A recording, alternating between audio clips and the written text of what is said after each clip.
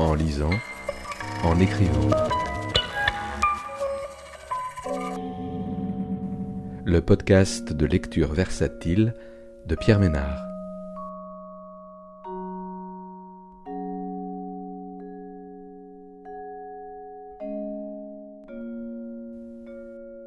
Aujourd'hui, Les enfants endormis d'Anthony Passeron, publié aux éditions Globe en 2022.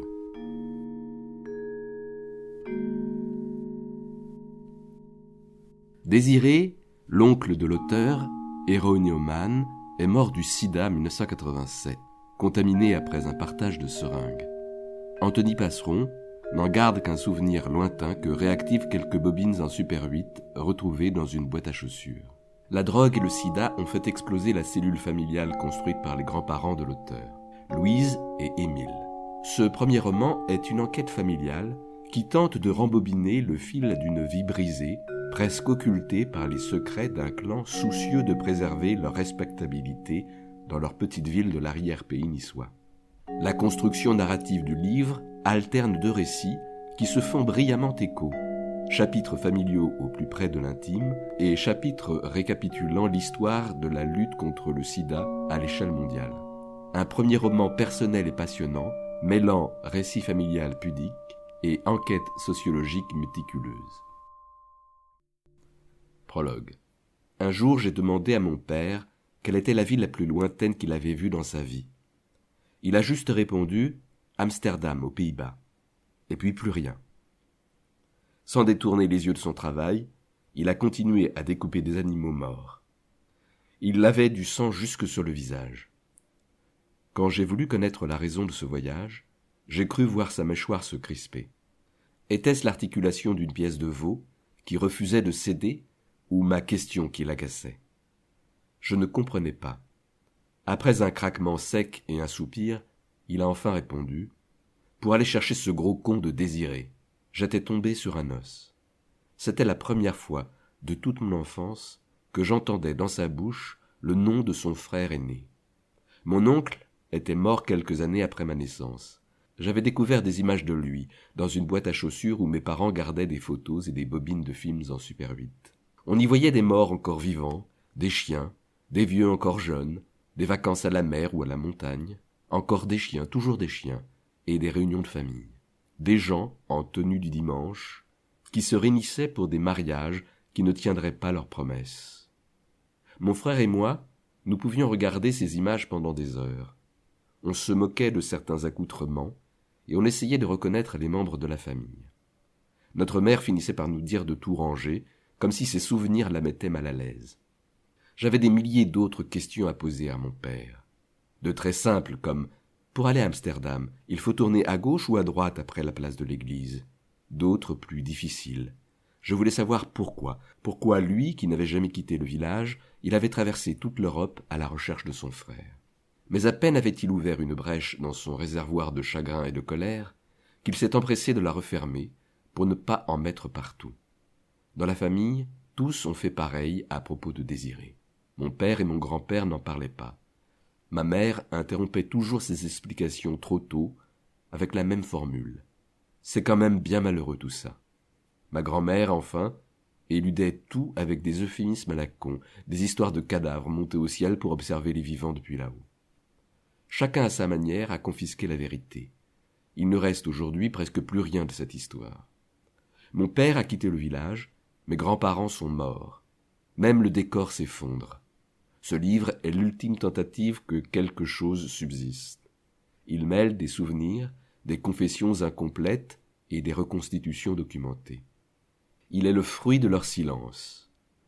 J'ai voulu raconter ce que notre famille, comme tant d'autres, a traversé dans une solitude absolue.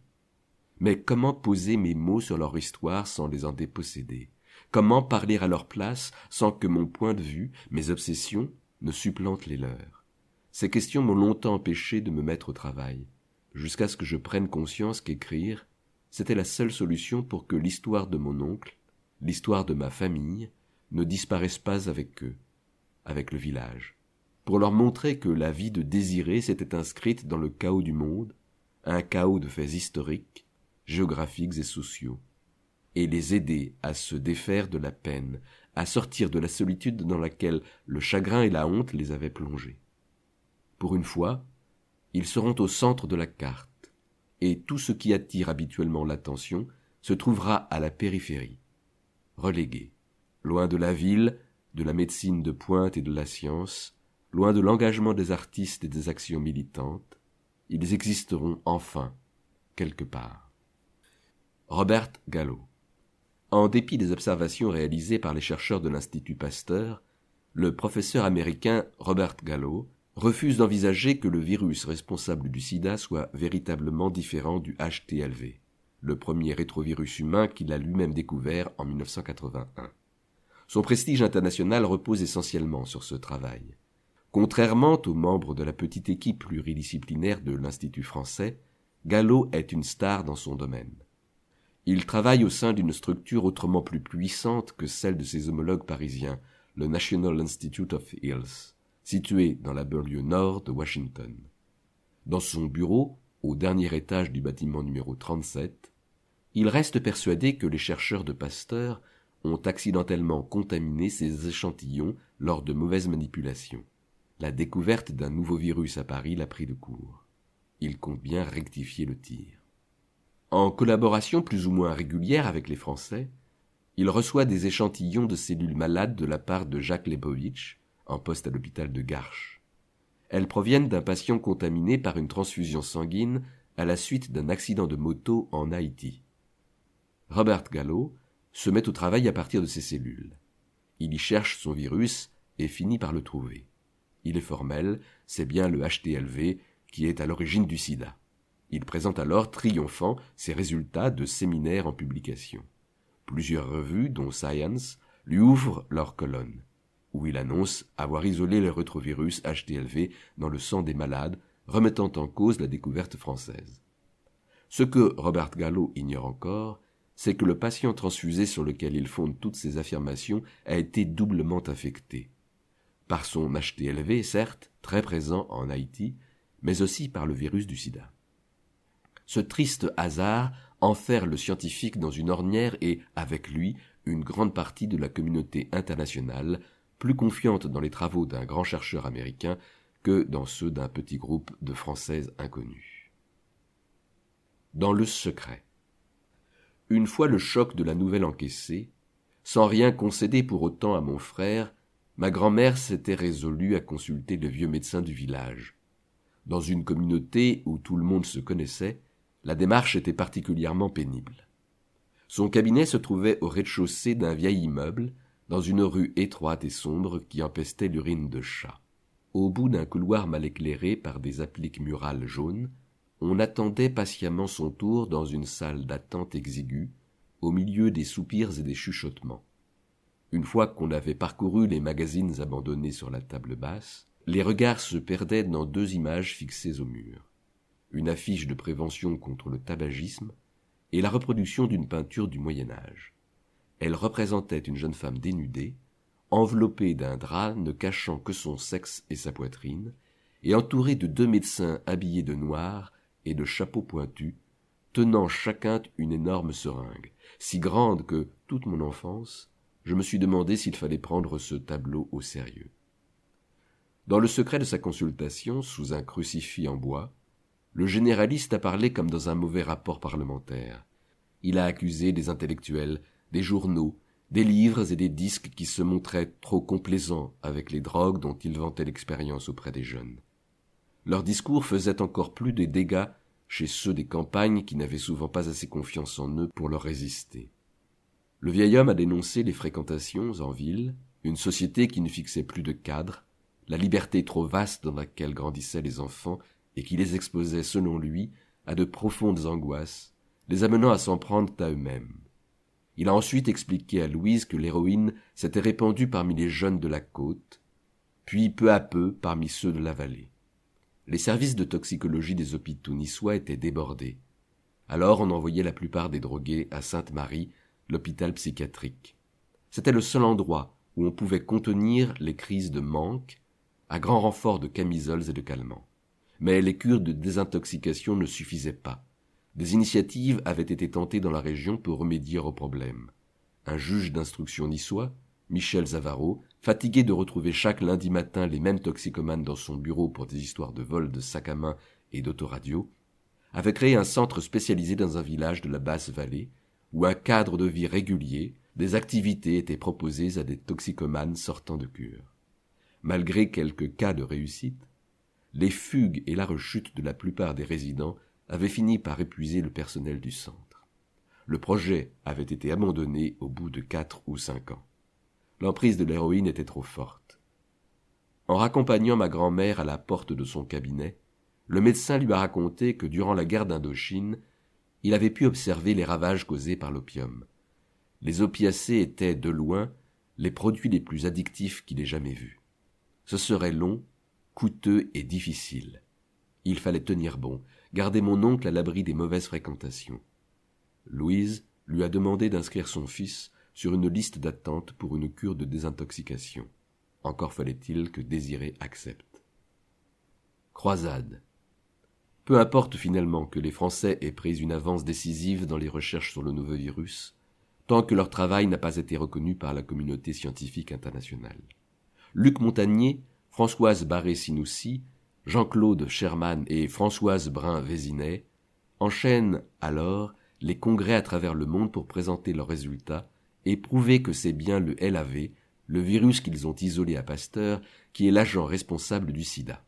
Mais ces quatre-là sont autrement plus habiles à manipuler leur matériel de laboratoire qu'à convaincre les foules, d'autant que la réputation et l'éloquence de Robert Gallo, qui persiste à défendre l'hypothèse du HTLV, leur font cruellement défaut. En juillet 1983, Robert Gallo reçoit Luc Montagnier aux États-Unis. Dans une petite glacière, le Français lui apporte le tube contenant le virus français pour qu'il l'étudie à son tour. Plein de charme, l'Américain accueille lui-même son confrère à l'aéroport et le conduit chez lui. Montagnier est chaleureusement reçu.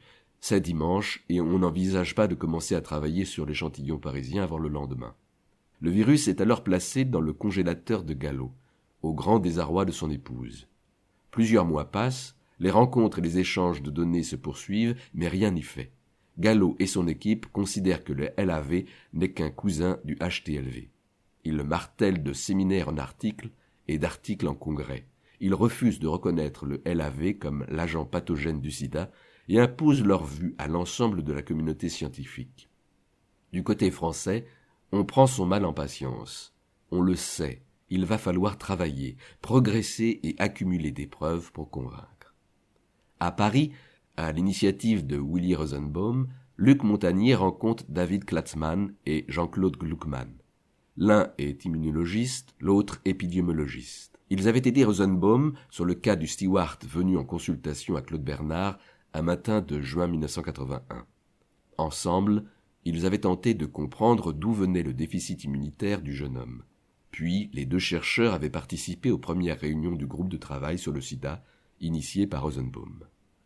L'objectif est à présent d'établir formellement la responsabilité du LAV dans la maladie. Il faut comprendre comment le rétrovirus s'attaque au système immunitaire. Une fois qu'on aura lié le LAV au sida, il n'y aura plus aucun doute possible.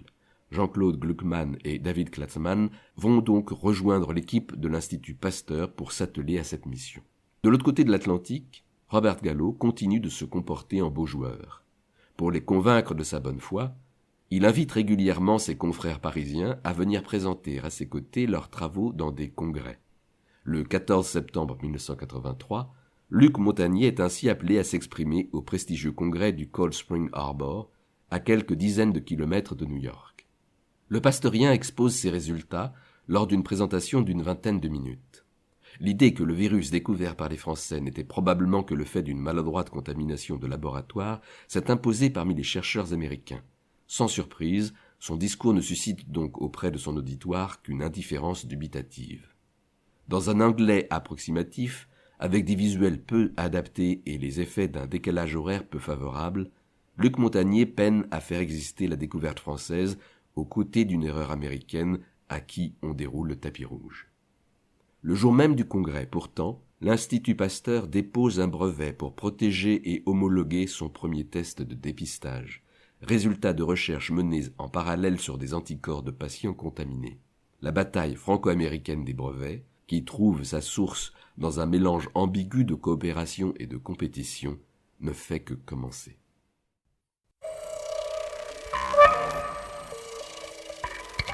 En lisant, en écrivant.